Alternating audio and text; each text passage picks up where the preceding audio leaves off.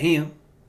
What's good, my family? Welcome back to Jared Tries Trading, where you get an inside look into my journey in trying to become a profitable day trader. You guys get to see the happiness, the sadness, the pain, the wins, the losses, and the break evens. Thank you guys if you guys are returning viewers, and appreciate you for leaving comments below. I hope these are at least spicy and at least a little bit educational. If not, leave some comments below and let me know how I can make them better. But anyways, this is the third time recording this shit. So, because the last one was like 20 minutes, and I just want to keep it a little more concise, because the last one was a little bit fluffy, you know what I mean? But one of the first things I talked about was, my journey as a day trader. And I think right now I'm at a pivotal point where I've learned so much and I'm stacking it all up, and I'm just trying to apply too much of it at once, and I think it's really hindering my trading. I haven't been able to make good decisions. I'm just looking at too many things, and I really want to focus on actionable items that I can execute on, so I can just stop the bleeding pretty much. Because if I don't, it's just going to be down. Then I might have a lucky day. And, trading in the zone, I'm listening to it. There's this boom or bust kind of cycle, and I definitely don't want to do that. I just want to be straight, even keel. Whether I win or lose, I want to feel good either way. You know what I mean? And it's really my responsibility to figure out the mistakes and execute on making better decisions, or finding a way so I don't make those mistakes. So that's really where I'm at right now. And a couple actionable items that I'm thinking of right now is I've made this checklist. This is something that I have a mental, I have this mental list. This is not rocket science, you know what I mean? But it's just about me following it. And so for every trade I take, I'm going to be literally check marking these boxes. And the more points out of 12 that it's going to, that it has, I have to give more confidence into those trades, and I have to lean on the daily more on these trades, because I think as, I've learned more and more, I've started to get away from leaning more on the daily. And maybe that's because I'm more fearful that the market's going to reverse on me every time, so I'm not swinging as much. But, even though I do look at the daily as a requirement, I don't really lean on it as much, and I'm noticing that. So I need to get back to that. I need to stop blaming the market. The market doesn't give a shit about me, doesn't give a shit about how I feel, and it's presenting opportunities. I just got to be equipped to turn those, opportunities into money. And obviously the professional traders are doing that, because they haven't really complained about the market at all. I feel like it's just the beginners that do that. So I'm going to try and stop complaining about the market. Hold me to that. So I got the checklist. I got that. And I really just need to eliminate the off-the-hip decisions. I do this all the time. I don't know what it is. It's just part of my personality. I just sometimes like to bet it all on one play. Like, I would rather, do a crazy moving horse than go for the simple one or something. Yeah, that's a bad analogy. But anyways, you know what I mean. I just need to, if it's below VWAP, but I like everything else, just skip it. You know what I mean? If the daily's not perfect in my eyes, just skip it. And I need to be disciplined to that. So that's pretty much the action items that I'm thinking of. If you guys have any other ideas, let me know. But man, this shit is pretty hard, and I'm just trying to dig deep and figure out how to stop the bleeding, because I'm definitely a way better trader, but I think I'm learning so much that it's fucking me up. So pretty much that is how I wanted to start this thing. But I got to report that I have a red day again. I'm getting good at stacking these bad boys. But like I said, I need to execute on being better. And, it's not the market. It's not the choppiness. I'm just fearful when I trade now. and not trusting my picks at the same time, you know. So I'll get into a couple of these and show you exactly why these were bad. But minus 200 on a day, 50%. Like, these stats haven't even been worried about them because my picks are so bad. You know what I mean? But we got match. This was a swing that I took overnight. Oh, let's do the market real quick.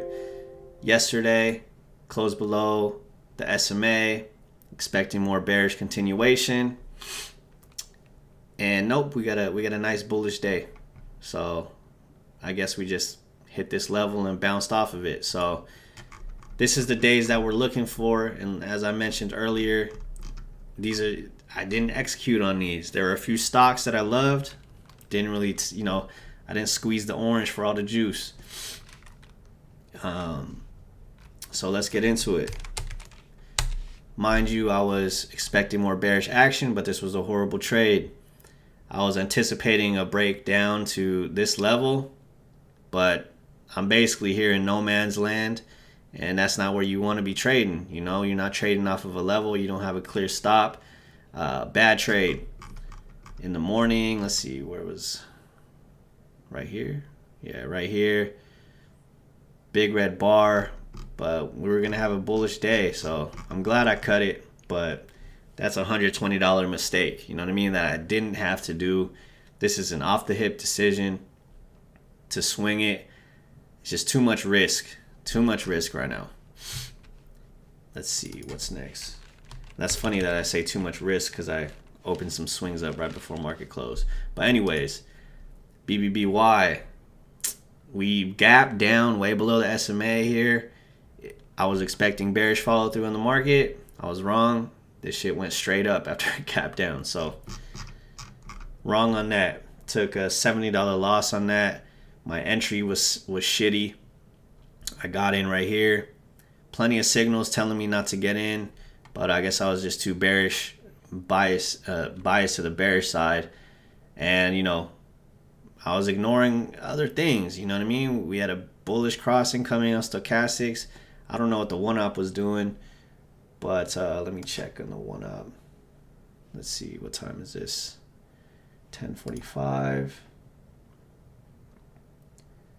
We were still in a bear cycle on the 1-up, but we had a cross shortly after. So it's just one of those things. Could have been patient. Really just didn't have to force nothing, man. Just stop forcing shit. Let's see. Go-Go was a swing I took to the long side yesterday. I really liked the daily. We closed above this high. We had some profit taken. Today we finished, in a hammer, but we literally just closed 0%. So we closed where we started in the morning, which is wild, but I would have been able to close for some profit if I just trusted the daily. You know what I mean? Market ended up pushing the stock up. So those are my losses. Then, I had BTU. This was on my list from my homework yesterday. I love the daily. We have this algo resistance here. We peaked above it. And, break above this high, horizontal resistance. I really like this daily. And I should have trusted myself in liking the daily. But, I took this, what is that? Like 20 cents. 15-cent move right here. And, there were opportunities to add here. Nobody knows what it was going to do at the end of the day, but if I trusted it, if I trusted the daily more and actually read the price action better, I guess, I would have been able to make, another 60 cents, 50 cents off of it. It was small size, but, I wish I executed on that better. And then we have PayPal. I'm on the wrong side of the market with this one. Couldn't tell you why I actually took it. Let's see. I got in at 9.59 right here. And this is wild because when I look back at it, I'd never short anything that's above VWAP. And I did. Like, what are you doing, bro? So that's one of the off-the-hip decisions that just didn't. Like, what are you talking about? This is just a bad decision from the start. Even though, on the daily, it is under all SMAs, but we're in the middle of nowhere. We gapped down. We're not near any daily levels. I don't know where my stop is at. And we're having a bullish day on the market. The stock is weak, but probably not the best pick out there. So another bonehead mistake by me. And then I had NUE. And it's crazy because you can make mistakes on the winning side too. This literally hit every check mark for a really good long. We had the market behind us, above all SMAs, breakout, above the 8 EMA, relatively strong on the D1 and M5. Like all those things lined up perfectly. I think the sector's strong too. And I took 15 cents off of it. And I can kind of give, my explanation. I got in right here. Market's still going up, putting up green candles, and we're not following the market anymore. So I'm like, shit, right when I get in, it's weak. But nah, I just needed to chill. It really didn't do nothing, didn't give up none of these gains. And then I got out. What time did I get out? Let me make sure. At 14:13, so right here in this pullback. And I took $15 off of it, and I guess my exit wasn't the worst. I was waiting for a close, a cross below. I actually don't think we crossed the 3 and the 8. We crossed here but not here. So if I just went with either trusting the daily, trusting the market that it's strong today, and don't close until we close below the 8 EMA, I would have been able to take, let's see, 161.50, $2 extra off this move. That's my daily goal right there on one contract. So opportunity presented itself and I didn't take it. Nothing to blame but myself on that one. This one kind of hurts, but we just got to be better, man. Execute better. Trust your thesis. Lean on the daily. And, right here, market was tanking and the stock was barely moving. That should have showed me that, we're strong. And then at the same time, I was thinking, we could start stacking red candles too. But just played it wrong. Nothing else really to say. I still like the daily. We'll see if there's any continuation on that. And we'll move on.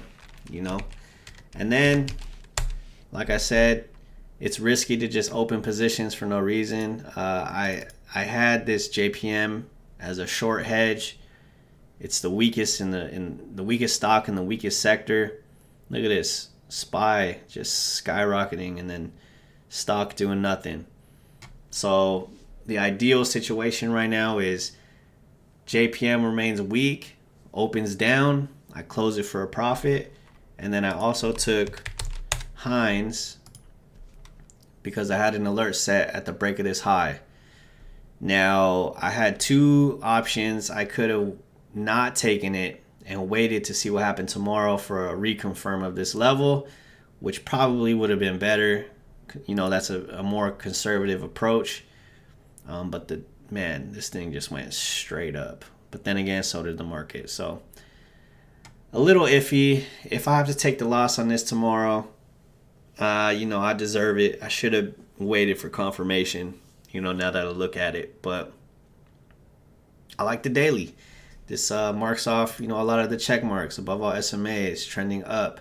Let's see what it looks like on HA.